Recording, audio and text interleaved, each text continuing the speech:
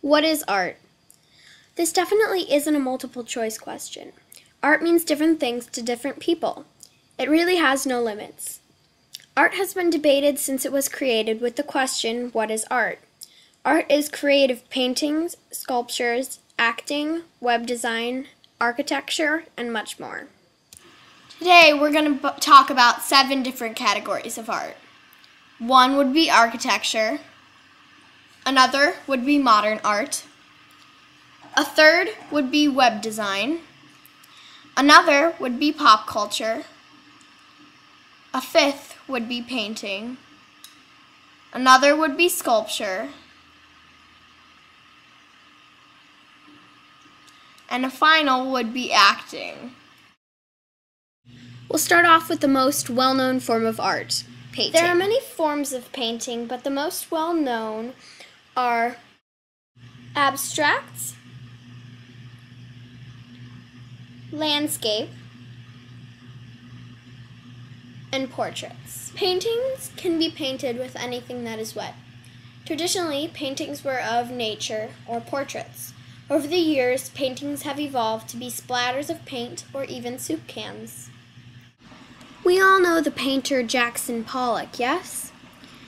What Pollock did was drip and pour fluid enamel, aluminum, and oil paint from sticks and hardened brushes over pieces of sized, unprimed canvas tacked to the floor of his studio. The practice of dripping and pouring paint was not a rabbit pulled out of a hat. Pollock had known about it for some time. Expression of what goes on in your personal psychology. He was very introspective and interested in psychoanalysis. He was in intensive psychoanalysis and interested in painting as an expression of what was the process going on inside his own head.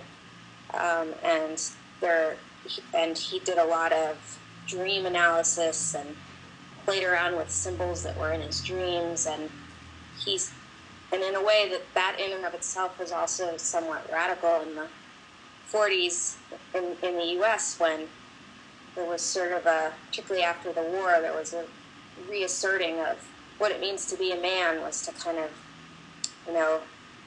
buckle down and go to work and have your family and be very straight-laced, and he was sort of thumbing his nose at all of that and saying, I have feelings and I have dreams and I have all of these emotions, and it was a very specific rebellion against the 1940s and later 1950s image of manhood that was very conformist and very straight-laced. And he was sort of saying, no, I'm here and I'm going crazy and look at my paintings, my head is exploding. And By placing the canvas on the floor, Pollock could both outwit and exploit the force of gravity.